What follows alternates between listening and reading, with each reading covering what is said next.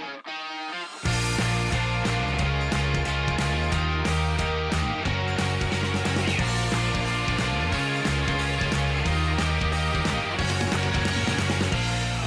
everybody, and welcome to episode number 29 of The Kickabout with me, Chris, and as always, Dan and Fran are with us. Hi. Right, so not a huge amount to go through initially today, so there's no major breaking news to bring you, but we do have another guest on later on. We've got another round of the awesome new football with Fran, but as always, we're going to start with this.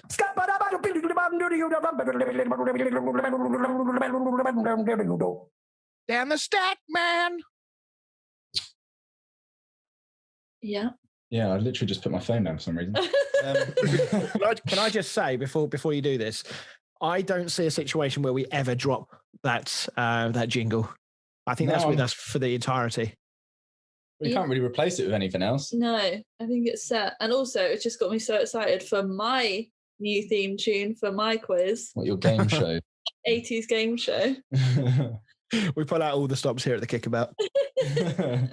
Right, so Chelsea manager Tuchel, I'm going to ask our guest to correct me on that one later, has become just the second manager not to concede a single goal in his first 4 home matches in the Premier League. But can you tell me who the first manager to do so was? Not a clue. That would be asking me all. Narrow it down for you a bit. It happened in the 2011 to 2012 season. Okay. All right. Well, as always, we'll get the answer to that later on.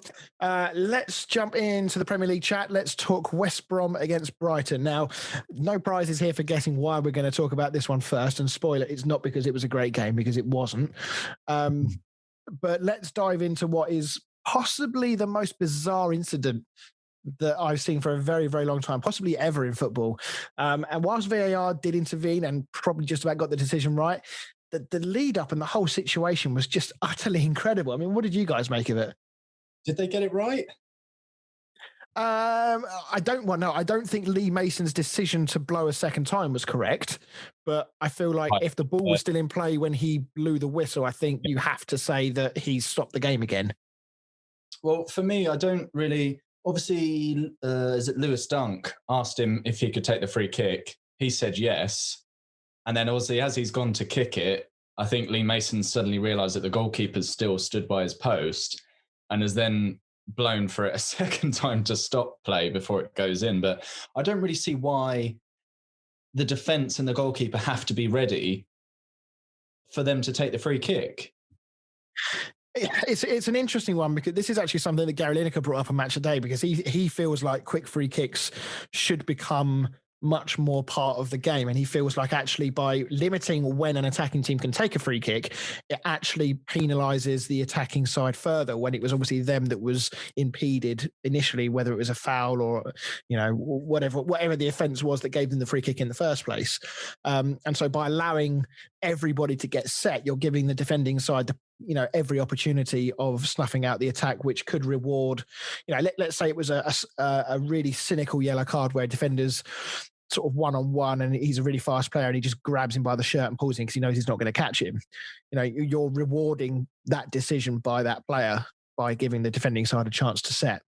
Yeah, especially if it's a quick counter-attack and you've caught, the opposite team unaware. All it takes for one player to sort of bring them down, and then that the whole team gets to reset, have a breather. The goalkeeper can tell his defence where he wants them, etc. Whereas with a quick free kick, I mean, it's back to being fast paced again, and the defence don't really have a chance to get sorted, and that's where it benefits the attacking team, which is what it should do, really. Yeah, and I feel like most teams, if you're switched on enough, most teams will put a defender on the ball. They'll stand on the ball, right, to prevent a quick free kick being taken. But it's one of those ones now where you so rarely ever see a free kick in these sorts of positions where it's possible to have a shot on goal. It's so rare to see anybody take it quick or be allowed to, that players now don't bother, because they're now immediately pushed back and they're told to get behind the white line. But yeah, I suspect we're going to see a lot more players standing on the ball and preventing quick free kicks for the next few weeks. Sorry, go on. Is it in the rules that you can't take a free kick, or is it something that referees just have decided on their own? I'd have to. I mean, it's been a long time since I did my referees course, but as far as I'm aware, the referee controls the restart of play. And I believe it would be, it's an unwritten rule that it's at his discretion because, a referee does not need necessarily to blow the whistle to restart the game, right? Because if the free kick's in the middle of the pitch, how often do you see a team just take a quick 5-yard pass to their defender and restart play, and the referee just lets them get on with it? And it's almost like this unwritten rule that if it's an attacking free kick where they can then potentially shoot and score, that you'll always wait for the referee's whistle before you do it. But I don't think it's a hard and fast rule that says you have to wait for the whistle. My only criticism would be, if there is one here, is that the referee has to make it more obvious that he is allowing it, the taking of a quick free kick. That would be my only potential thing. We've both done refereeing, haven't we? And I think anyone else that's also been a referee will sort of know this analogy. But for me, I felt like Lee Mason was in that position where, I don't know if you've ever had it, where you probably should have given a free kick in a game. And then you're like, well, as long as they don't go on and score, I'll be absolutely fine. And then the team goes through and scores, and you just stood there like, shit. Yeah, I feel position with Mason. Yeah, I feel maybe it was more Lee Mason was stood basically next to the attackers, right? He was stood basically next to Lewis Dunk. And I think if you're the goalkeeper, when you're looking at that, you're confident that the referee is not going to allow them to take it here and now. The referee maybe will start to walk away, because usually they stand quite far back, don't they? Because they want to look at the wall. They maybe want to get a broader look at things to see if there's anything else going on. But because he was stood right next to the ball, maybe the keeper just thought he still had time, and the defenders thought they still had time to get everything set. And Lewis Dunker's got previous for this, because he did this against Liverpool in a game, I think it was last season, and it stood. But in that game, the difference is that when he asked the referee to do it, the referee gave a really loud, long blast of his whistle once Lewis Dunk said, "Can I take it quickly?" So is that enough time for the goalkeeper to react? Obviously it wasn't, because he didn't save it, but at least it's a very clear to everybody, I've allowed the play to restart here. I feel like it was a very quick blast from Lee Mason. And obviously he's then compounded what was maybe a rash decision on his part to allow it. He's then compounded the error by blowing again. Then he's decided that it is a goal, and then VAR said, actually, no, you've blown before the ball went in, and he's had to then go and explain to the managers. He's had players surrounding him. It was incredible. And what's his face on Soccer Saturday, Jeff Stelling, he was absolutely seething at this. He says, it's just, how can a referee at the top level, we spoke about this last week about the standard of referees, how can a top referee lose control of a situation which is, it should be so cut and dry that it's a free kick. You blow the whistle, game on. I think it's another one of those things where they've got a sort of black and white is, you can either do it or you can't do it. Yeah, maybe it's just because no one's thought to try it before. I don't know. Maybe it was. Maybe we should be really praising Lewis Dunk here, because he's a centre back and he's done this twice now.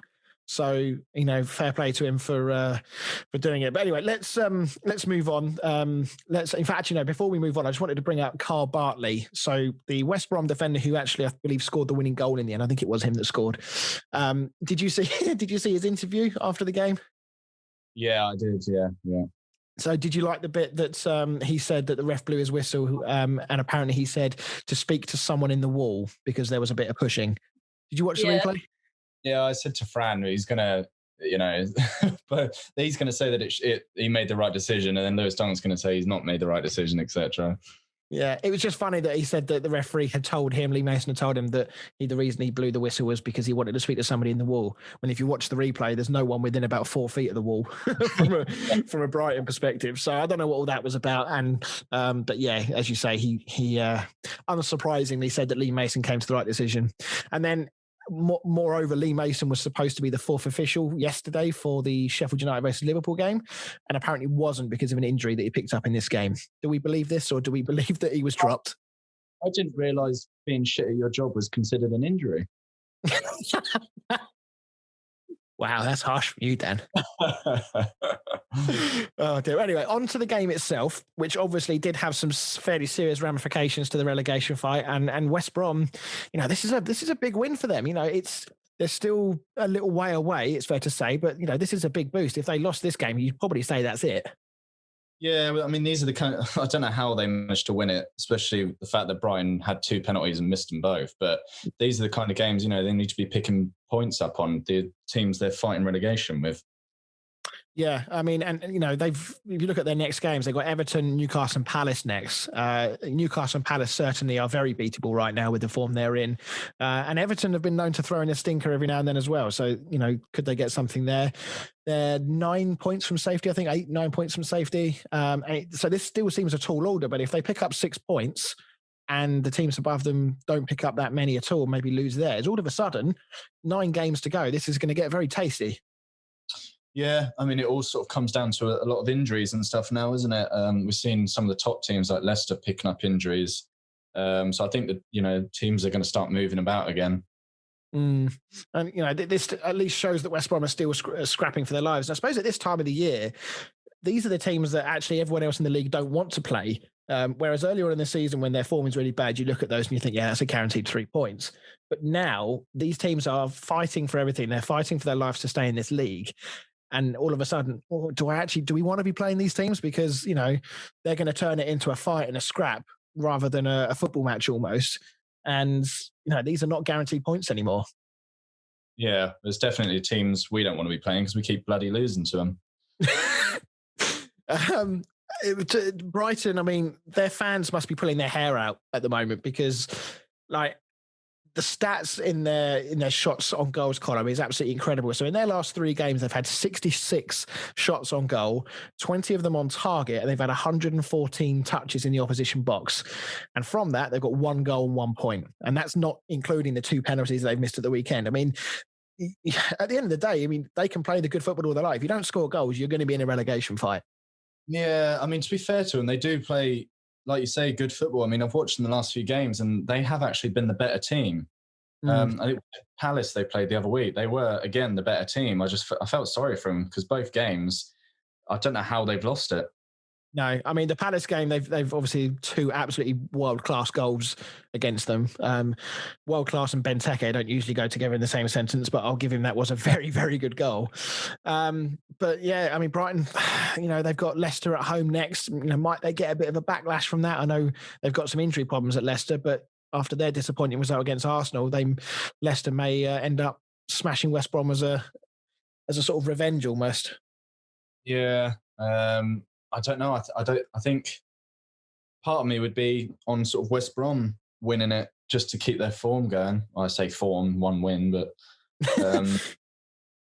I think with the injuries Leicester have picked up and Vardy's not scoring at the moment, West Brom this is the best time to be playing Leicester, in my opinion. Yeah, and we've mentioned before, and I think our guest later actually also mentioned in a Facebook comment the other week that Leicester obviously did fall away quite significantly last season. And with the injuries they've got, I mean, I think Maddison's out for a little while. I think they lost Harvey Barnes at the weekend. They're big players for them. So, are Leicester going to see a repeat of last season and potentially fall away from that fight for the top 4 again? Yeah, potentially.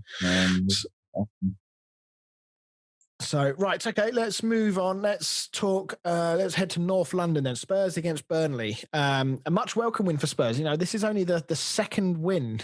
They had 2 previous wins since the 17th of January leading up to this game. So it was quite an incredibly bad run of form given that we're at the tail end of February when this game was played. The headlines, of course, will go to Gareth Bale, handed just his 3rd start of the season, but I think it's fair to say he had a big influence on this game, didn't he? Yeah, he was bloody everywhere. I mean, they all were. The front 4 were smashing it. I hope Jose plays him more. Yeah, he just sort of showed he has showed some glimpses in recent games. He's played well in Europe. He had an impact a positive impact on the game when he came in against West Ham, and obviously starting this game, scores within 60 seconds or whatever it was. And then curls an absolute beauty, just showing flashes of the player that Spurs probably were hoping they got from the start of the season. It's only taken him 25 games to become match fit. To be fair, that's not on him though, is it? No, They haven't played him as well. He's been playing golf, isn't he? I was going to say 3 years on a golf course would do that to you. That is true. But I mean, it really was, a demolition job, as you say, Fran. Spurs were everywhere. They looked energetic. They looked hungry. A far cry from the team that turned up against West Ham last week. That I thought, especially first half, maybe not so much second half, but certainly first half, they looked completely, out of sorts. Surely after their run of results, Mourinho has just gone mental at them because they've been shit, to be fair, and so they needed this, and I presume he just lost it at them, and then they've just turned it around. But who knows? I mean, it was against fucking Burnley. Yeah, and Burnley were defensively pretty poor, which is unlike them. But I do wonder whether this sort of attacking style was down to Brighton just being poor and Spurs just exploiting it, or whether Mourinho actually set them up to say, do you know what? Come on, let's have a real go at them here. And I don't really know which of one of those two things it might be. Yeah, not sure, but I don't know. I'm not sure on what their next games are, but I mean, let's hope. Yeah, so next games are Fulham and Palace. And as we just mentioned, both of those clubs, in particular Fulham, are scrapping for their lives. So these are not going to be easy games for Spurs. And given their current form, you definitely wouldn't be surprised if they slipped up in at least one of those games. So, yeah, it's going to be an interesting end to the season. A little bit like the relegation fight. This fight for the top four and for Europe is absolutely incredible. I mean, West Ham in fourth on 45 points. And by the way, I'm never going to get bored of saying that. You've not mentioned it much. I know. I feel like it's gone under the radar a little bit and I haven't mentioned it enough. So, but yeah, so West Ham in fourth on 45. Arsenal are in 10th, just 8 points behind. So we've got 7 teams within 8 points of each other. And any one of those 7 teams could, frankly, quite easily finish up in the top. I mean, United have been a little bit indifferent with their form. I know they've still been picking up, results. They've not been losing too many games. Leicester, as we said, have got previous of running out of steam and had a bad result at the weekend. Have got injuries, so there's every chance that one of those 7 teams we just mentioned could easily find themselves in the runner-up spot by the end of the season. Yeah, I think as we get towards the sort of curtain tail of the season, I think there's going to be a lot of leapfrogging between. I think the only team that aren't going to move position is probably Man City now, to be honest, and probably Sheffield. Yeah, the top and bottom are literally they're set. Yeah. Everything else is an absolute lottery at the moment.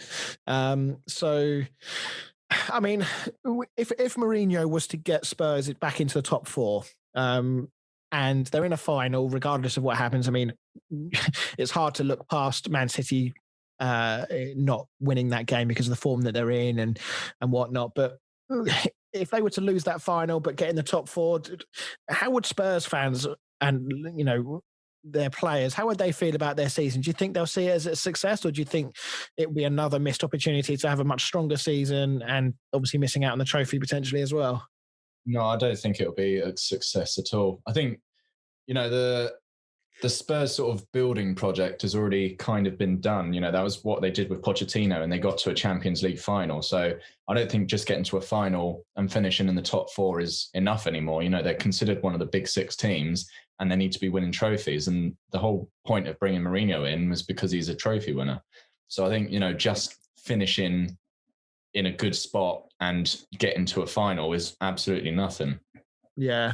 And obviously, Mourinho doesn't tend to last for much more than 3 seasons. This is his 2nd season, so who knows what's going to happen next season if they don't get in the top 4 and don't win a trophy. I mean, I think if they do win the cup, which they perfectly could. It's a 1-game event. Stranger things have happened.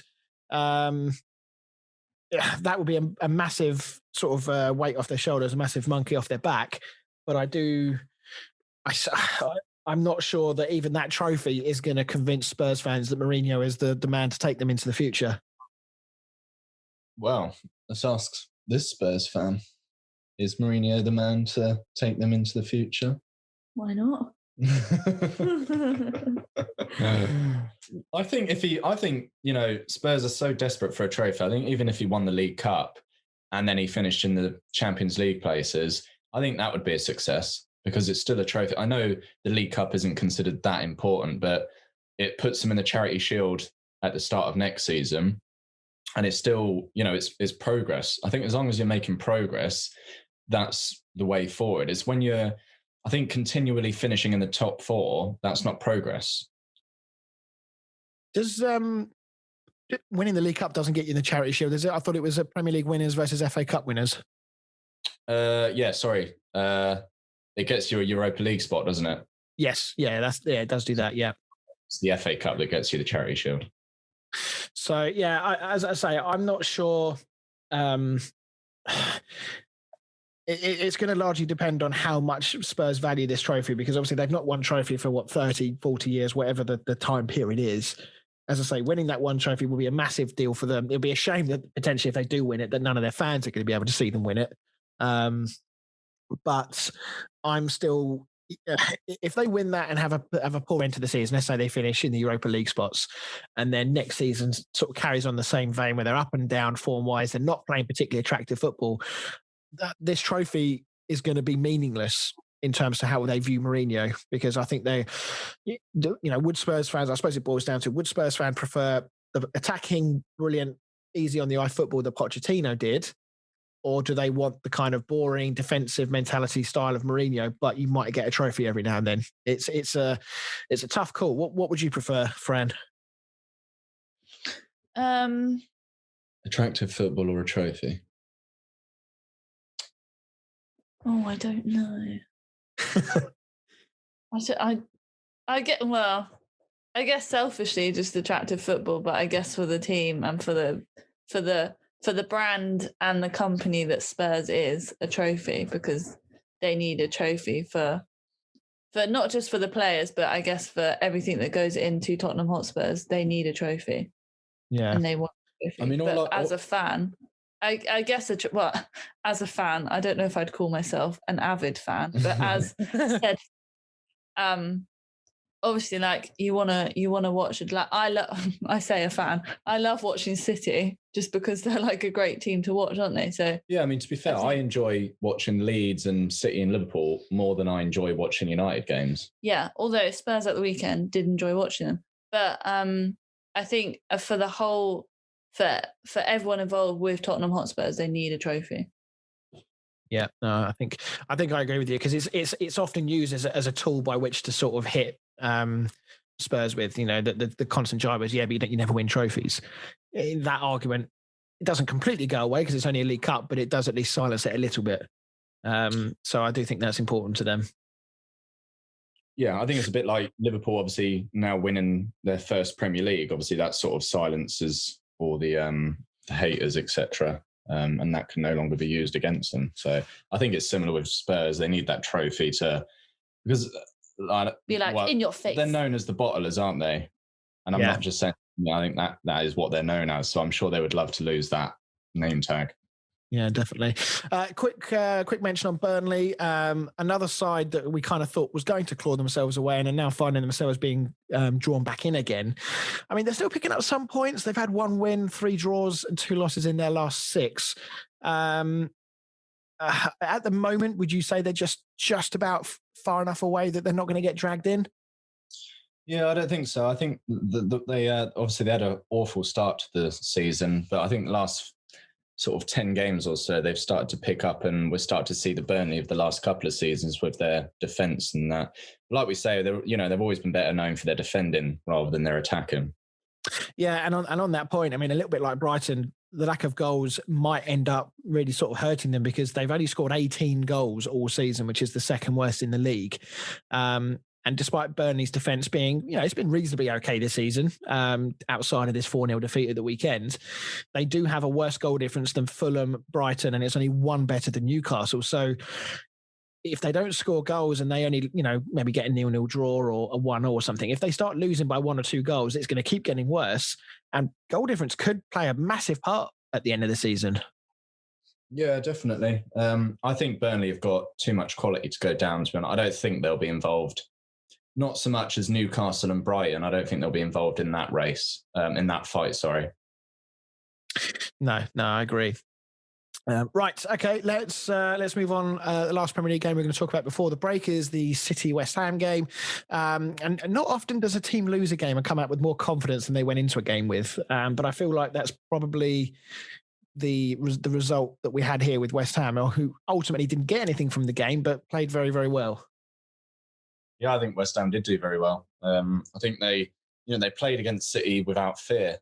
They didn't just sit back and try and counter, etc. They took it to City and were unlucky, really. I think that game could have gone either way. And I think City deserved it, but, I don't think anyone would have said much if it had been a draw. Yeah. So let's start talking about City, and this sort of dominating run that they're on continues. They're 12 points clear of United now, as we said, that barring something absolutely incredible, they are going to win the league. I think that's everybody's kind of accepted that now.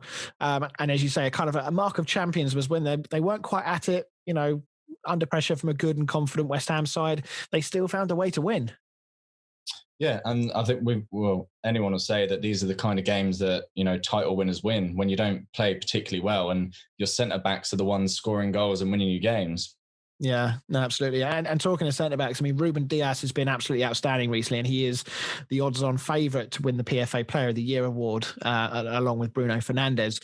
I mean, has it gone under the radar a little bit with him? Because I think that whilst everyone accepts that he is a very good player, I don't feel like he's been talking about in the same way that Van Dijk was, for example, when he went to Liverpool. Yeah, well, I mean, being as Aymeric Laporte was considered one of the best sort of centre-backs in the world last year, he can't even get in the team this year. No, it's incredible. And I just wonder, have City finally found a replacement for Kompany now? Yeah, it appears that way. Because it was I'd heard of him, but I can't say I'd watched many games of his, because obviously he played in the Portuguese league. It's not really a league I follow. But a few gems from there coming into the Premier League now.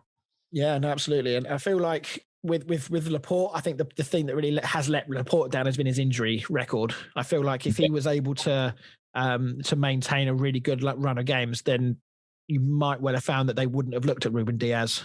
Or if they had done, he would have come in and played alongside him. But, John Stones and Ruben Dias, they're just absolutely incredible. I mean, they look so confident. They're well organised. And it's just... You look at their squad, and actually, so I did a bit of work on this. I was thinking about just how good their squad is, right? And so what I did was I drew up a first 11 versus a second 11 for Man City. So have a quick listen to this, right? So first 11, you could have Ederson, Walker, Diaz, Stones, Zinchenko, Fernandinho, Gundogan, Kevin De Bruyne, Sterling, Aguero, and Foden, right, as a potential first 11. Against them, you could have Stefan in goal, who's played quite a few games for City this year in all competitions. You've got Nathan Ake, Garcia, who, in fairness, has apparently just agreed to join Barcelona, that I saw earlier, so you could probably take him off that list. Laporte, Cancelo, Mendy, Rodri, Bernardo Silva, Mahrez, Jesus, and Ferran Torres. That's sort of 21, 22 incredible players there that he's got to pick from. And I can't think of another side, maybe even in Europe, maybe outside of Bayern Munich, I can't think of another squad that has that level of quality and depth. Well, I think their reserve team is a top six team. It is, absolutely. I mean, there are managers in the Premier League who would kill to have half of that squad. And I think that is the difference between City and Liverpool. With Liverpool getting these injuries, they don't have the bench to bring players on that are just as world-class as the players that are getting injured. Whereas with Man City, you've got Stones and Diaz at centre-back, and then you've got another world-class centre-back just sat on the bench watching the game. I mean, there's not many teams that have world-class players just sat on the... I mean, Bernardo Silva and Mahrez would walk into probably every team. Yeah, absolutely. Cancelo's been superb. I mean, arguably you put Cancelo in that first 11 ahead of Walker, but I mean, I was just using that just to illustrate the point, not necessarily naming what their best 11 is. But what really amazes me more than that is the fact that he rotates so much with this team. I mean, he made 7 changes to the team that faced West Ham at the weekend. And frankly, you looked at that squad, and if nobody knew what his side was in midweek, you would assume that was still his best side because they were just that good. But they never seem to lose any momentum. No matter how much they rotate, everyone is on side. Everyone knows what they've got to do. Everyone's performance levels are so high. And, when was the last time you heard someone complain about lack of game time at Man City? With all these world-class players, you would expect every single one of them to play every single minute of every game. But you never hear in the newspapers or anything, any players coming out and saying they're fed up, etc., etc. They all seem to be over the moon. Yeah, no, it's incredible. Is this the year for Champions League glory? Do you think this is the best opportunity they have, given the form that they're in? Well, I mean, I feel like we say that every time City are dominating the league. I think they've still never got past the quarterfinals, so maybe. One step at a time, then get past the quarterfinals, then we'll talk. I mean, cup football is so different to league football. I mean, yeah, you can play 38 games and now they're on a bit of a roll, but as soon as you go into a cup game and you're going to play away in Spain or something, it's just completely different. And we could see, because I think, was it Mönchengladbach or something that knocked them out last time? Yeah. And usually, you'd quite happily put a bet on City walking over Mönchengladbach, but cup football is just so different. Yeah, absolutely. Okay, let's talk West Ham.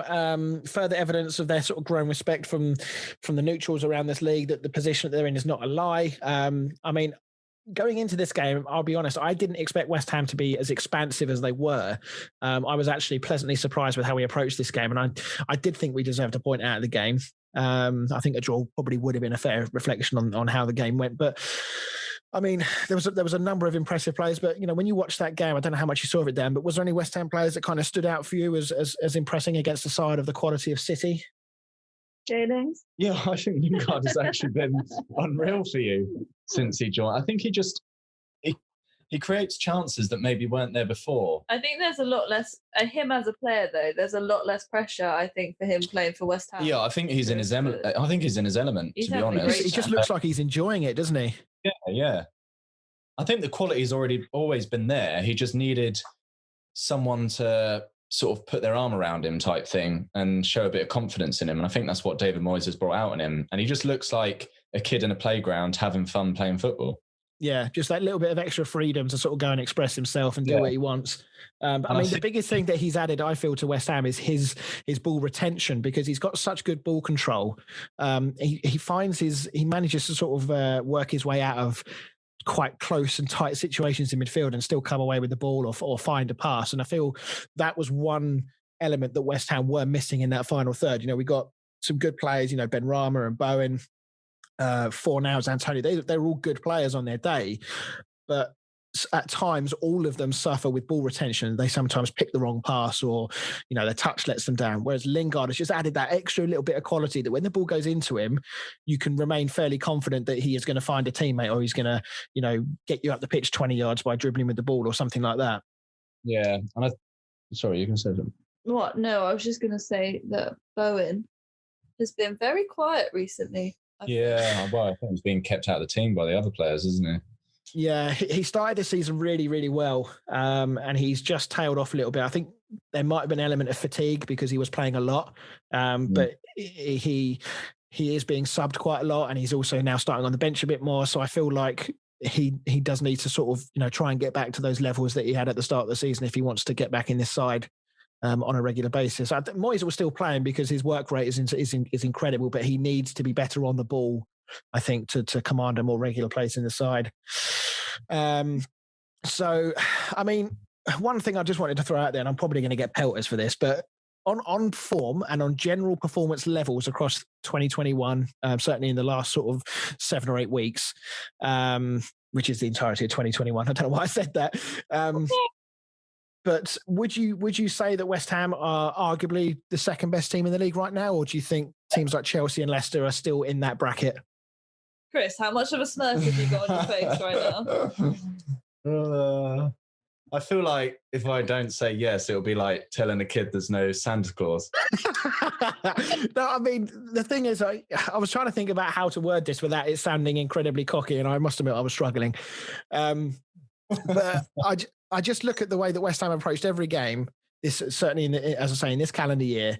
And I can't, aside from Man City, I can't see anybody who's been as consistent as West Ham have been in terms of not only performances, but results, the whole lot. So I might be looking at this with blinker glasses on. I might be looking at this with tunnel vision. So I absolutely open it up to the floor to tell me that I'm talking shit. I'll quite happily. What is your actual question? Are we the best? Are we the second best team in the league right now, despite what the positions in the league say? In terms of, obviously, in terms of stats, yeah. Well, the way I would say it is, are West Ham a team that anyone would want to play right now? And no, they're not. I think they're one of the teams that, most of the teams in the league would rather avoid playing. So I think, that was how I would say it. Yeah. Okay. All right. That's fair enough. I mean, the cynic in me with West Ham, based on previous years and previous form, is that we often do flatter to deceive. But I just feel like Moyes has changed things so much now. There. You sounded so defended. No, I mean, I sort of built myself up, but honestly, on a more sensible note, I suppose, I've always had this thing with West Ham, and all West Ham fans will agree with me, is that we've always flattered to deceive. Even when we had Dimitri Payet in the team in that last season at Upton Park, we were so good that year, but we didn't get into Europe. I think we got in on like the Fair Play Award or something stupid, so we didn't get in it on merit. And despite all of those good players we've had down the years, we've never managed to maintain such a push on the top part of the league that I guess in my own head, I'm just sort of waiting for it to fall apart. But the way Moyes has got them playing, the way the lads are playing together, you can see how happy they are, how together they are. I just feel like maybe this is the year that something special is going to happen. And I just, Sorry, go on. Finish what you're saying. I was just going to say, I just feel like I can't believe quite how Moyes has done this, because when Moyes came in, nobody expected this to happen this year. Not a single person. No one thought that Moyes still had this level of managerial success in him, if that makes sense. I would almost compare it to when Leicester won the league. Were Leicester the best team in the league? No, not really. Did they deserve to win it? And did they deserve to be there? 100%. And it's the same with West Ham. Are they the second best team in the league? Probably not, in my opinion. Do they deserve to be where they are? Absolutely. Yeah, no, you're probably right. That's probably the better way to put it. Maybe I should let you write the West Ham piece next time. Right, okay. We are going to head for a break. When we come back, we'll bring in Joe, and we'll talk about what the listeners think are the most overrated players in the Premier League. See you in a minute.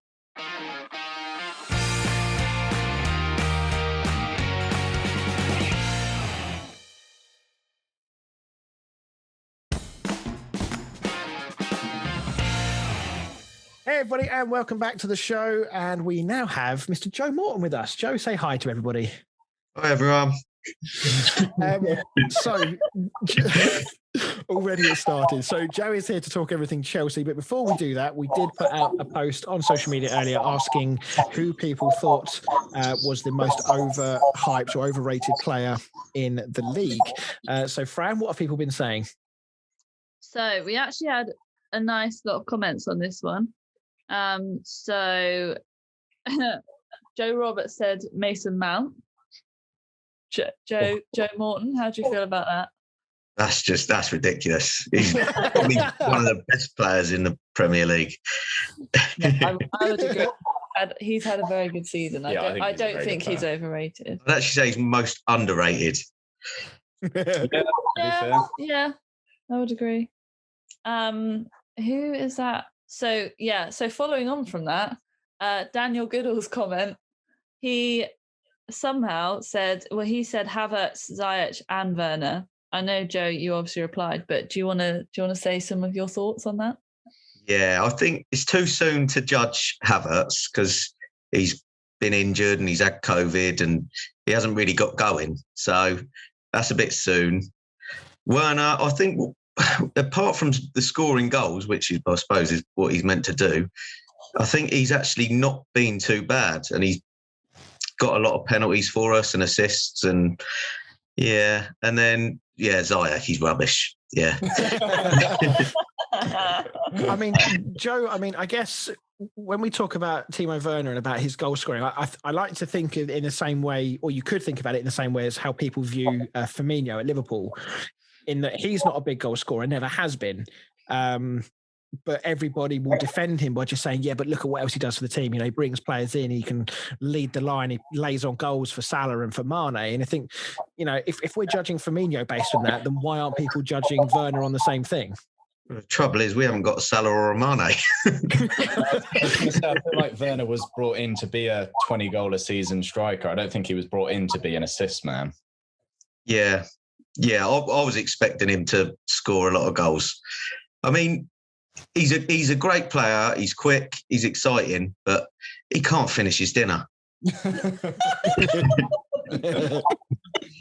I mean, looking at his goals, I mean, he's already got 10 goals this season. Granted, I'm sure they're not all in the Premier League, but I mean, if he was to get another, I don't know, somewhere between 5 and 10 before now and the end of the season, 15 goals this season, would you class that as a decent first season in the Premier League? You're still looking for more? I'm more than that, yeah. For a player who was hyped up as much as he was as a goal scorer, I was expecting a lot more. Yeah.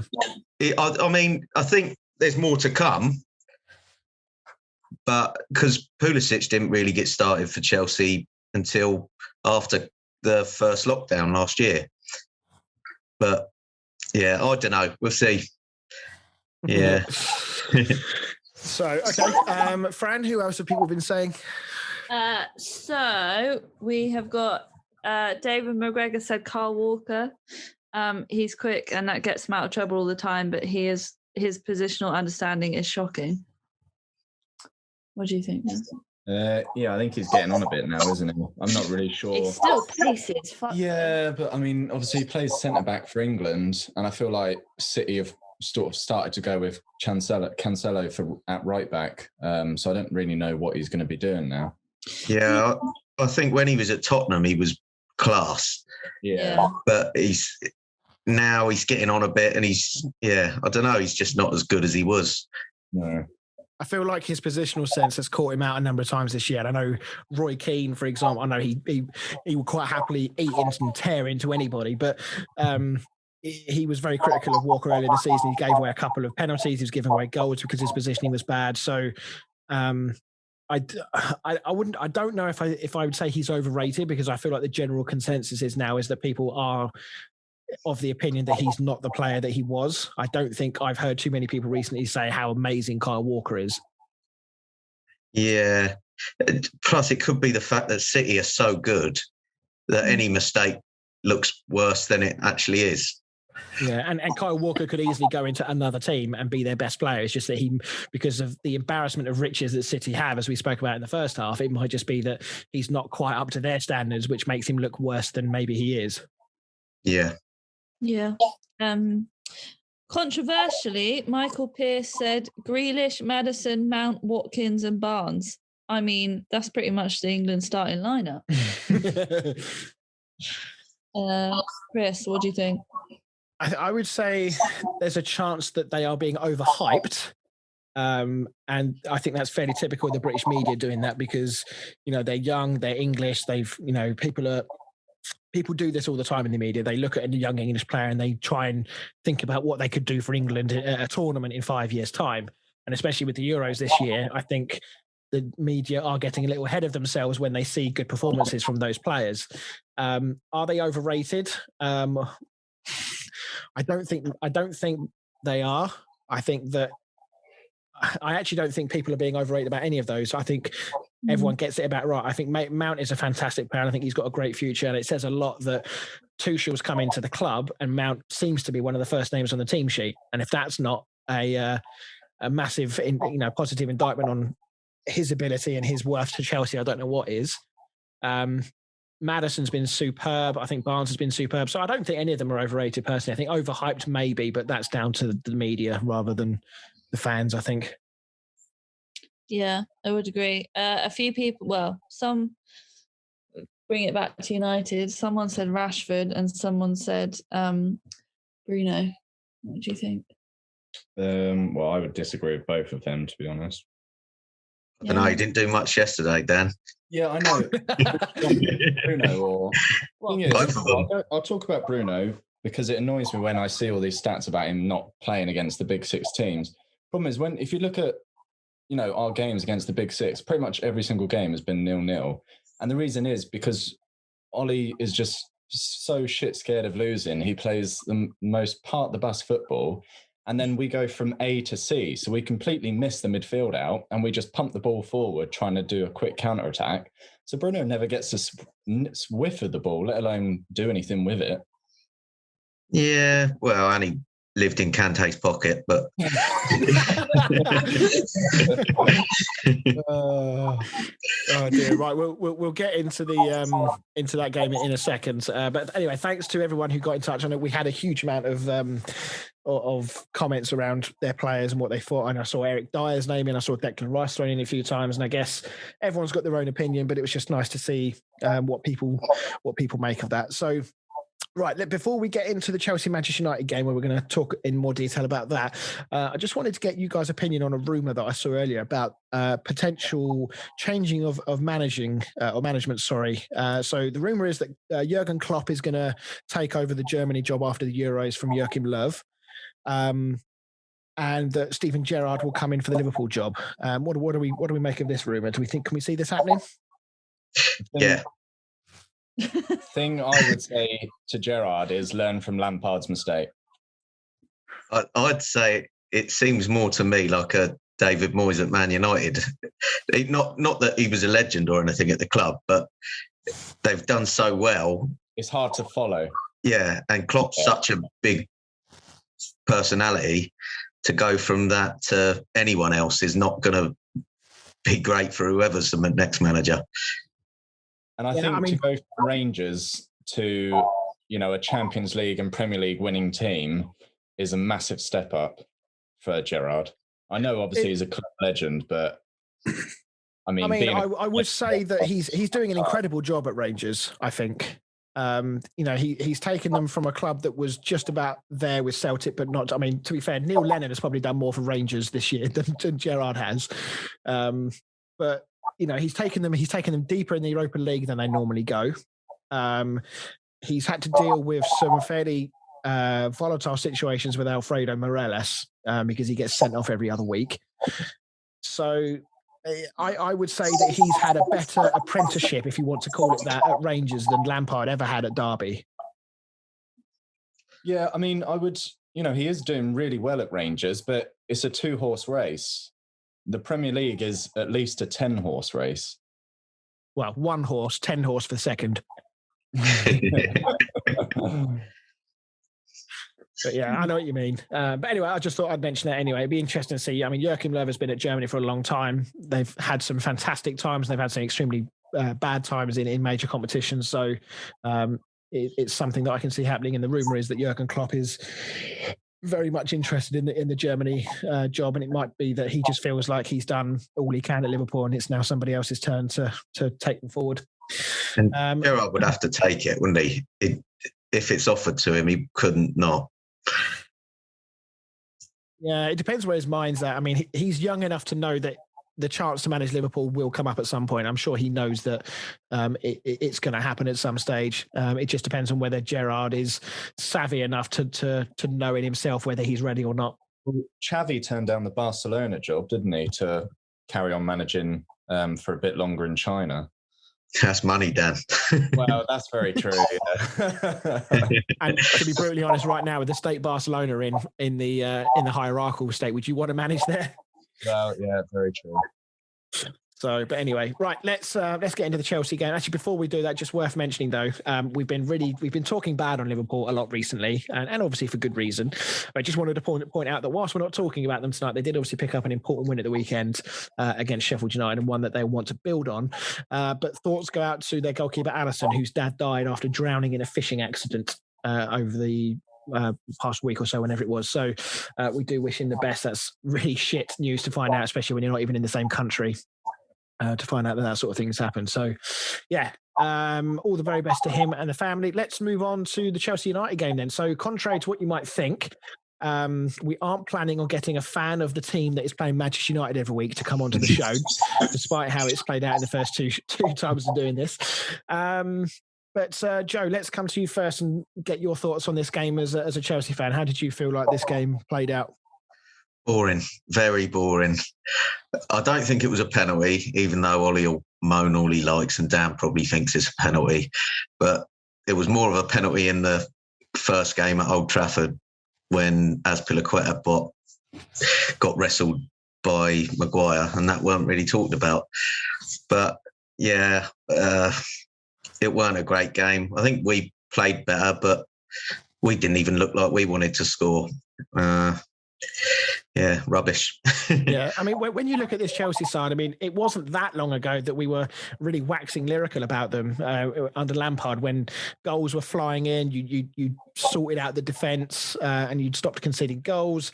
But with the array of attacking talent, sometimes the way it looks now from the outside in is that maybe there was a bit of an overload and the team's a little bit out of balance. Would you say that a little bit of a, not a clear out, that's probably the wrong word, but a bit of balancing needs to happen in the summer? I think we need an actual proper goal scorer, a Haaland or someone like that. I know it's a big ask, but there's no... Giroud's our goal scorer, really, and that's it. Tammy Abraham, he's a championship striker. Werner can't finish his dinner. And then, yeah, it's just... Do you think Werner will come good, though? I mean, there have been some fantastic Premier League players in the past who've taken, a season to get used to it and then smashed it in the second season. Yeah, I think he's a great player. I don't think he's had a bad season. It's just his finishing. He makes most of our goals and looks the most dangerous player on a pitch most of the time, but he just can't finish. And we need a proper finisher. And if he's making the goals for them, then great. But I don't think that he's the goal scorer that everyone thought he was. Yeah. It'd be interesting to see what Tuchel thinks of that as well, and whether he feels the need to either try and adapt Werner into a different role within the team, so he takes up more of that Firmino style role. I mean, there have been rumours. I mean, you mentioned Haaland there. There have been rumours flying around that Ibrahimovic has apparently greenlit the deal for Haaland in the summer, which would be a massive coup because he is very much the player in demand and the player that everybody wants right now. I'll give him a blank checkbook. I mean, you have to say the way he plays. I mean, I've watched him for Dortmund, and he just looks like he has it all. He's got power, he's got pace, he's got an incredible power in his shot as well on both feet. So I think he's got all the attributes to succeed in the Premier League. I don't think he'll take any adjusting to the Premier League at all. Yeah, I totally agree. Yeah, I'd love him. So Dan, let's just get your thoughts then. I mean, it felt like to me it was quite an open game at times. I wouldn't say that it was the standard Man United affair where you just sort of sit back and do fuck all. But again, it was just that lack of quality in the final third, not just for United, I guess, but for Chelsea as well. Yeah, I think there was only one clear-cut chance for both teams. I think for Chelsea, it was the one where De Gea managed to save it with his forearm. That was a great save, to be fair. Yeah, it was a good save. And then a great block from Luke Shaw straight after. And then I think for United was probably the Stonewall penalty that wasn't given. Yeah, I mean, you mentioned earlier on while we were talking about what the fans thought were the overhyped players, and you talked about the Manchester United previous results. I mean, you look at their last 7 games against the traditional big 6 teams. They've scored 1 goal in those 7 games. They've had 5 0-0 draws. When Solskjaer looks at that, what do you think he thinks about that record? Do you think he views that as a positive because they haven't lost, or do you think he's annoyed about it, concerned about it, or do you just think that that's his mentality, that those are games we don't want to lose and we try and beat everyone else?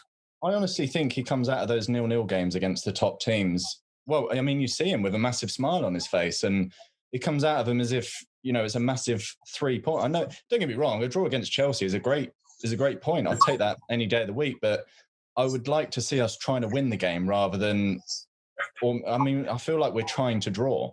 And if we can grab a win, then great. That's what it feels like watching us play these teams. Yeah. Do you think he's overachieving, Dan? Yeah, when I look at United, I want to be winning trophies. And do I think Ollie's going to be winning trophies? Not at all. I just feel like we're riding the bus until the wheels literally fall off. And a couple of times they've started to wobble, but he manages to sort of pull over and bloody tighten them up again. But with the side that he's got, he shouldn't be third in the league, or second, or whatever he is in the league. I think he's doing more than punching above his weight. Yeah, I think he's definitely riding his luck. But I mean, there was a point during the game where Fred sort of ran through the middle, and I mean, Fred can't shoot to save his life. You say Werner can't score, Fred can't score to save his life. And he has a shot with his right foot, and it wasn't too far away, but it was never going in. And Ollie's sort of stood there laughing and clapping as if it's like his 5-year-old kid. I did see that. I was wondering if you were going to bring that up, Dan. Like, we're supposed to be Man United, for God's sake. Is Fred United standard, though? I honestly couldn't tell you what Fred is supposed to be. I don't know what he is. He's not a CDM because he can't really defend. He's not a cam. He just runs around. I think Dan is reaching breaking point. I can sense the frustration in his voice. If we went into the game and we tried to win and we came out of a 0-0, then I'd be happy, because at the end of the day, it's a good result. I can't deny the result. It just annoys me when we go into these games playing for a draw, because now it means we've got to beat Crystal Palace, because I can't see us getting a result against City. Do you think top four's nailed on? Sorry? Do you think top four's nailed on? For us? Yeah. No, not at all. I mean, you're catching up with us. You're only, 6 points behind us? 6. Yeah. With that win, we could have pushed it to 9, and then I would have been a lot more comfortable. But, we've been losing to Sheffield and West Brom, etc. So I wouldn't be surprised if we lost to Palace. I think it was probably a worse result for us yesterday than it was for you. I think so, yeah. I think just in terms of where both teams are in the league, I think your manager will come away from that game more annoyed. Well, I mean, Ollie came away with a massive smile on his face, but... Yeah, especially with the games we've got coming up. We got Liverpool Thursday, then Everton on the weekend, and then I think it's Leeds and West Ham coming up, and yeah. Yeah, I mean, worst case scenario, we're still in the Europa League, so worst case scenario, we can still potentially get Champions League football through that, but I can't see you guys winning the Champions League, no offence. So I think for you, it's about finishing in the top 4, but it's a very tight race. By the way, can we mention that? What a great result that was against Atletico Madrid. Yeah, I never saw that coming. Right, so just final point on the Chelsea-Man United game. We'll just talk about the penalty decision. Just quickly, Joe, where did you stand on this? Did you think penalty or not? Too soft for me. No, I'd have been really annoyed if that was given. I mean, I could see why it would have been given, but no, I'd have been annoyed. Yeah, I was only joking. I don't think if that had happened on a Saturday and I was playing and the ref gave a penalty, I'd be fuming. But all I would say on that is, according to the rules, his arm is in a unnatural position. So therefore, I've seen other penalties given for exactly the same thing. So if they're going by the rules, I think it's a penalty. But at the same time, I don't think it's a penalty in football standards. Yeah. No, I agree with that. Right, so let's move on then. Let's talk a little bit more about Chelsea then. So since Thomas Tuchel's come in, he's obviously made quite a lot of changes to the side. He's obviously been tinkering with the team to try and get a look at some of these players. And I must admit, I looked at the first starting lineup and I saw that he brought Marcos Alonso into the team, and I was like, Joe's not going to be very happy with this. So what do you think, he's going to make of this Chelsea squad? Do you think, he's going to think serious investment is needed, or do you think he'll think that when he looks at this squad, he's got enough to work with to turn them into title challenges next year, potentially? Well, this is what worries me, is he's got an 18-month contract. So do the board really believe in him? And he's done the main change that Lampard should have done, is play 5 at the back. Our defenders aren't good enough to play 4 at the back. We can't play with 2 centre-backs. I mean, Thiago Silva, he's unreal, and the rest of them are mid-table players. Reece James, he's good. Chilwell. But, yeah, it was crying out for 5 at the back, but I think Lampard was probably just too stubborn. Yeah. And I loved Lampard. I'd have backed him even if we got relegated, but no, he was too stubborn, I think. Yeah, I think, obviously the way Lampard left the club early in the year, it did all seem quite sudden. It happened all very, very quickly. And I know at the time you were quite critical of the decision to sack him, as I think most Chelsea fans were that are in our kind of friendship group, and, we see on Facebook. And the general consensus in all of football actually was that Lampard probably wasn't given enough time. But if you look at the history of Chelsea managers under Abramovich, it wasn't really a surprise, you would say, though. No, it was more when it came. It came after a win as well. We beat Luton in the cup. Okay, it's only Luton, and we didn't play great in that game. But it was like he sacked him almost as if he was going to sack him before that game. So his mind was made up. So I don't know. It's Lampard as well. I think that's the thing, difference. Isn't it? It's pulling on those heartstrings because of what Lampard means to the football club, and but I suppose the other side of the coin is, as a Chelsea fan, you've witnessed this model of sacking managers. Not necessarily the first sign of trouble, but not that long after it. And over the last 10, 15 years, you've had a number of very high-profile managers, but should you kind of trust in him a little bit more because the success that model has brought? I mean, you've had Champions League winners, you've had multiple Premier League wins. It's not like you've been unsuccessful with this sort of approach to sacking managers. Yeah, I can't argue with it because of how successful we've been. I think I read somewhere we're the most successful English club in the last 15 years or something like that. And we've won everything. So, but surely with getting someone like Lampard, I can understand if they're getting like a Mourinho or an Ancelotti. He's a trophy winner. They're both trophy winners. But surely getting Lampard in, you're looking towards the future. You're not expecting him to win a trophy within his first season. Yeah, and I think the job that Lampard done was unbelievable. Last season, to get top four and bringing in Mason Mount for his debut, Reece James, Billy Gilmore, Hudson-Odoi, who hardly ever played. All of these players, then there's more, Tammy Abraham, bringing all of them through and managing to get top four when we had a transfer ban, couldn't sign anyone and lost our best player, Eden Hazard, and still got top four. I think he done a great job. And yeah, probably the money he spent in the summer, we should be doing better this season. But yeah, I was gutted. Yeah, I think you've hit the nail on the head. I think that the money that was spent, I think Abramovich obviously expected to see more. But I personally think, and I'm sure everyone is of the same opinion, that when you spend that amount of money on that number of players, you can't expect success straight away. It's so rare for a team to come together and gel so quickly when you've brought a number of high-profile teams in from the four corners of Europe. So yeah. I do think that Lampard was harshly treated there. They've all come from different leagues. I mean, you've obviously signed two from Germany. Ziyech's come from the Dutch league.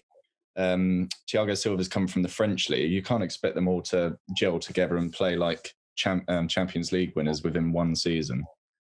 Yeah, and also it's not the easiest time to move clubs and countries. I mean, not making excuses for him, especially Ziyech, because he just doesn't even try.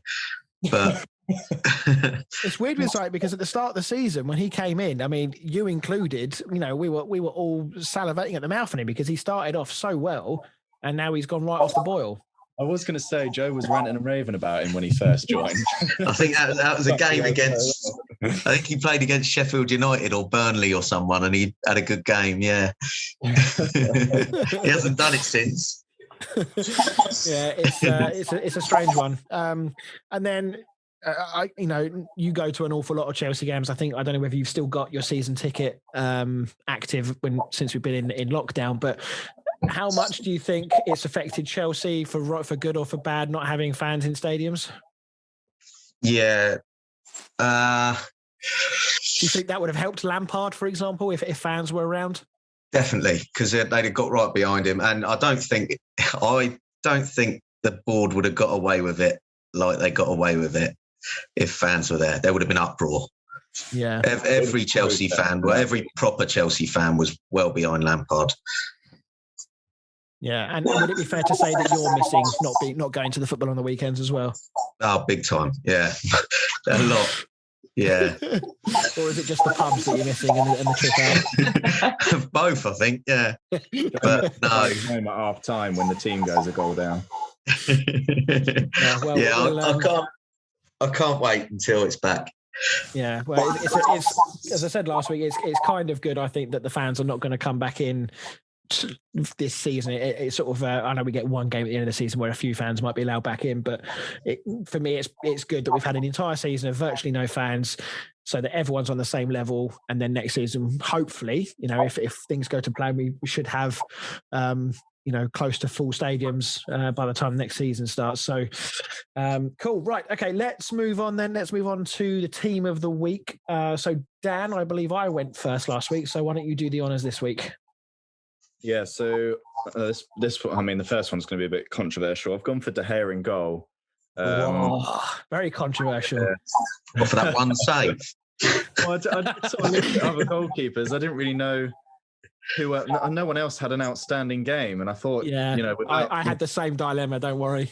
I thought without that save, we probably would have lost the game because there weren't really any other chances. So I feel like he rescued us a point. So I would agree it's very controversial, but I'm sticking with it.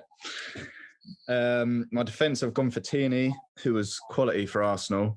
And then 2 centre-backs, I've gone for Ruben Dias. I was torn between him and John Stones, but I feel like I picked John Stones most of the time. So I've gone for Ruben Dias. Tyrone Mings for Villa, had a great game. And someone I haven't picked in a long time is Trent Alexander-Arnold. So Liverpool actually played well for first time in a while. My midfielder went for Jones, who had a great game. He's a youngster that's come through and is playing very well for Liverpool. Yeah, he's got a bright future ahead of him. I really like Curtis Jones. He's not English, is he? Is he like Welsh or something? Yes. Hold the line, caller. Let me just check.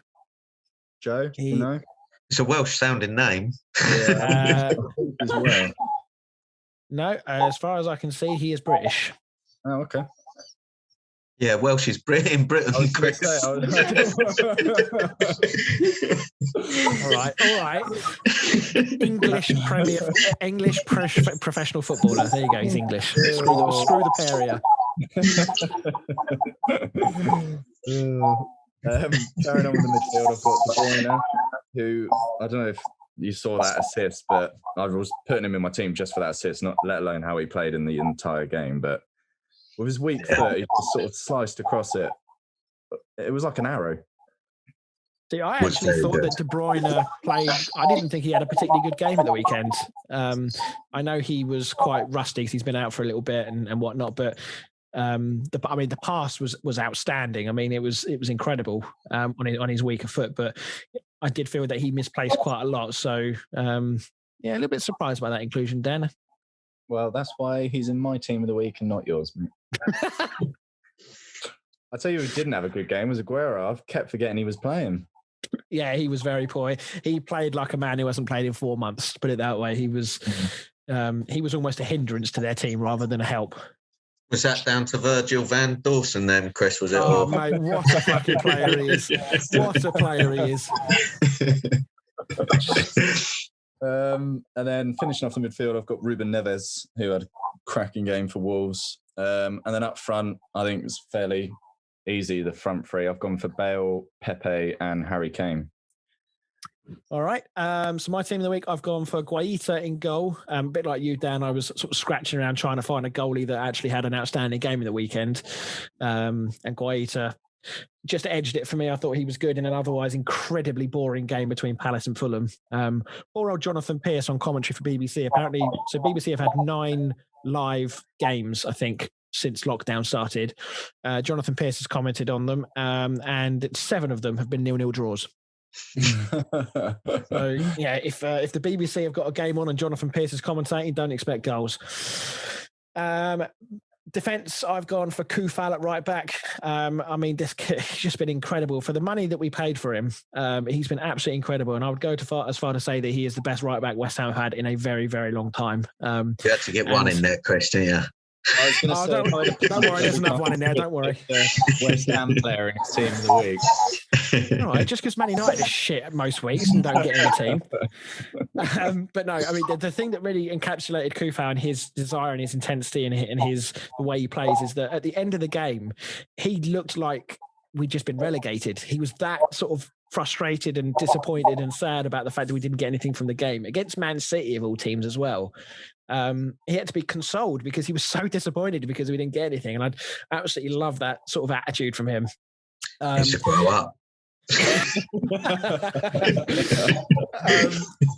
backs, I've got Ruben Diaz, and I've got Bartley from West Brom. Regulian at left back. Midfield, I've got Curtis Jones, Højbjerg from Spurs, who continues to prove me wrong about how good a signing he's actually turned out to be. And I put N'Golo Kante in there because I thought he was probably the best player on the pitch between Chelsea and Spurs. Sorry, Chelsea, Man United. Him or Kovacic, he was good as well. Yeah, Kovacic has started to play a lot better for Chelsea recently, isn't he? He's turning into a good player for Chelsea. Yeah. And then up front, I went for Bale, Pepe, and I didn't feel like there were too many out-and-out strikers that had outstanding games the weekend. So just for shits and giggles, I threw Antonio in there.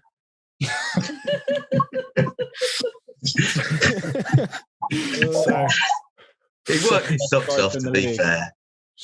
Yeah, second best team in the league, mate. So, right, okay. Let's move on then. Let's move on to Dan's stat.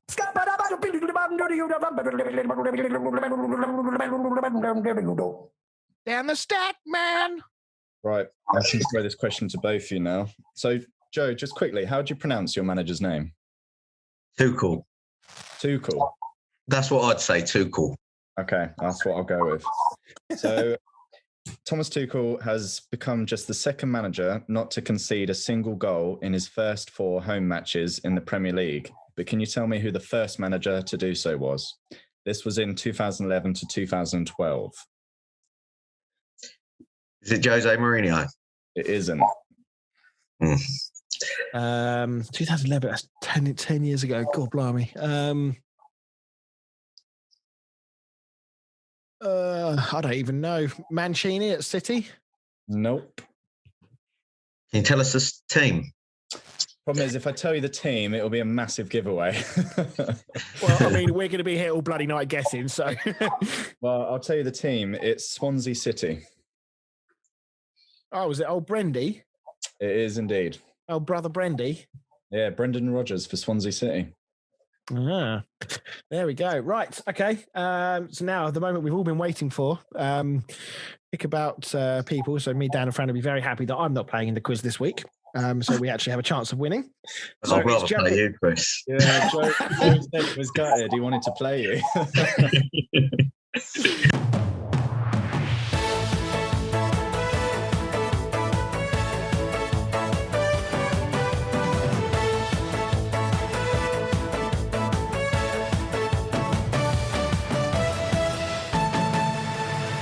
Joe, tell me that's not the best jingle you've ever heard. It's impressive. Bloody should be. That cost me 25 quid, that did. The football with Fran, 80s version. Okay, we all know how this works. I will tell you both a player and the amount of clubs they have played at, and then you two can outbid each other on how many you think you know. So, first player is Ruud van Nistelrooy. Oh, God. He's played for 7 clubs. How many? Joe, as guest, you can put in the first bid. 2. Big bid from you there, Joe. Love that. Dan, what are you? 7 clubs, is he really? Yeah. Is that? Oh, it doesn't include international, does it? No. I'm going to go 3. Well, Joe, can you do 4? No, crack on, Dan. Well, I know he's played for United and Real Madrid. Yeah. I just can't think what Dutch team he's played for. I'm going to go for, I think it's wrong, but I'm going to go for PSV. No, you're right. Ah, cool. Ah, there it is. Very casual 1-0 win. Very casual. Or first round, should I say. So, Den Bosch. Sounds like a lawnmower company. Yeah, I don't know who that. I'm assuming they're Dutch, but yeah, I've no idea who they are. Malaga. Oh yeah, I forgot he played for Malaga actually. And Hamburger. And that one, SC. Oh yeah, Herenveen. Herenveen. Okay, well, Joe, if you could pick it up a bit, that'd be great. Next player Oh, Claude Makelele. This is one for Joe. Claude Makelele. I thought I'd throw in one United and one Chelsea player. He played for 7 clubs. So Dan, your bid first. Oh God, yeah.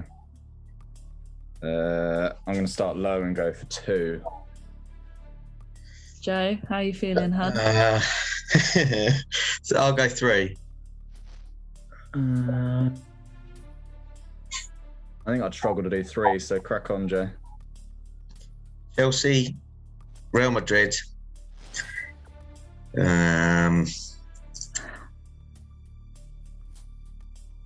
PSG. Yeah, smashed it. Well done. Very good. The other ones were Marseille, Celta Vigo, and what's that? Nantes. Nantes. Nantes, I think it's pronounced. Right, okay. Yeah, not spelled Nonce. I should point out. Spelt Nantes. I'm happy now. I've got a point. Yeah. Yeah, well done. 1-1. It's more than I got last week at this point, so you're doing well, Joe. Next player is Carlos Tevez. Oh, okay. 8 clubs. Joe, your first bid. I'll go 4. Oh, that's a good bid. That could be in the sweet spot. Wrong, hun. Dan, what are you thinking? Well, I've written down 4. I need one more then. You need one more than Joe. God's sake. You just as well guess, Dan, because I know it. Yeah, I know. Look at these mind games going on. The mind games. God's That sake. prime Alex Ferguson, this from you, Joe. These mind games. He's losing the point either way. This is Yeah, well, genuinely- unless I get the 5th. I've got a 100% no 4. You got 4. Yeah. Come on, think. This is what Joe's like playing beer pong. When he stood at the other side of the table trying to psych Come on, them out. there's got to be a time limit on this, surely. Right, well, Go on. I'll just go for 5. Oh, 5, all right. Yeah, I might as well. I know he's going to know 4 of them. Okay. Joe, can you do 6? No. Nice, clear and concise. Love it. So it's Boca Juniors, Yeah. West Ham, Man United, Man City, and I'm just going to go with another Argentinian team, Independiente. No. Yes. That's a point to Joe. Twins? Oh, West. Did you say West Ham? yeah. Man City, Yeah, I said them. Man United, Yeah. Juventus, Oh. and Shanghai. Yeah, some Chinese team. Yeah. Yeah. In conclusion, yes, some Chinese team. Well done, Joe. 2-1, Oh, Joe. Joe. Get Game in. point here. Game Yeah. point. Next player is Zlatan Ibrahimovic. Oh, God. 9 clubs. I mean, I'm kind of rooting for Joe here, but I shouldn't be. Come on, Dan. You're the one trying to keep the Kickabout's reputation going here. Because Yeah. Chris can't keep it. So Yeah, exactly, because I can't. That's my guess first, isn't it? yeah, 9 clubs, 1, 2, 3, 4, according to Chris Welsh. According to Wikipedia, I should add. Yeah, I've literally got Wikipedia up. 5. I've got 7. Oh, Daniel. Bloody hell. Yeah. Jeez. That's a very big bid. No, I haven't got 8. You can go on, mate. I'm 5. So I've got obviously United, PSG, Barcelona, Inter Milan, AC Milan, LA Galaxy, and Malmo. Yeah. Mate. That's very well done. Could you have gone 8 or 9? I was thinking Juventus, but I don't think he played for Juventus, did he? Yeah, he did. Oh, yeah, Juventus would have been my 8. What one haven't you got? So yeah, Malmo, Ajax. Oh, that's what Ajax, Ajax. yeah. Ajax. Ajax. I always do that. But yeah, that's the one you was missing. God, so that could have been a full house, Dan. Very good effort. Yeah. Well done, Dan. You deserve that point. Thanks, I'll guys. tell you what, the tension now as it comes down to the final one. Love it. This is what we want to see from this game show. Oh, okay. And the last one is Ronaldo, but the original Ronaldo. R9. Yeah, R9 has played for 7 clubs. Big Ronaldo. Yeah. Right. So Joe. Joe, you get the bid. 3.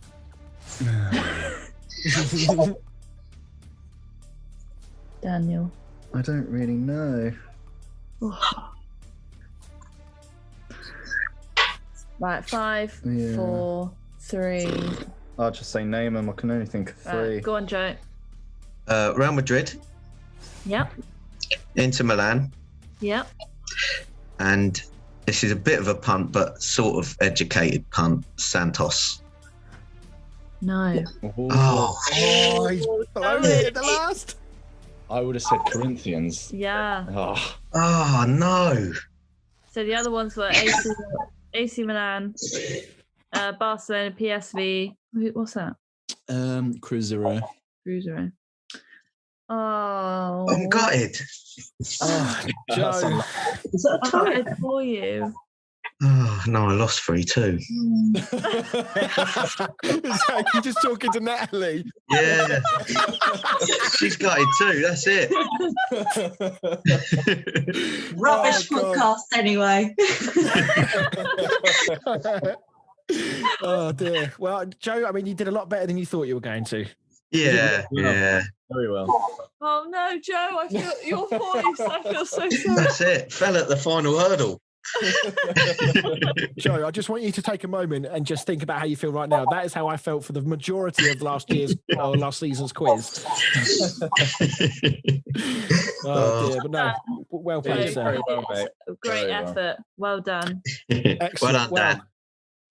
Cheers, mate. Excellent. Right. Well, Joe, thank you very much for coming on, sir. And thank you for your continued support listening to the podcast. That's all right. I enjoyed it. And yeah, we will be back next week. We'll have another quiz on the go and another guest next week. Next week's guest is already lined up, and he is, we mentioned his podcast earlier on in the series, actually. He does the Lads to Dad podcast. So it should be a good crack next week, as he is a Liverpool fan. So we'll be able to dig into what he thinks is going on at the club right now. So, That'd be a laugh. so thank you very much for listening, everyone. We will see you all next week. Bye. Bye. See ya.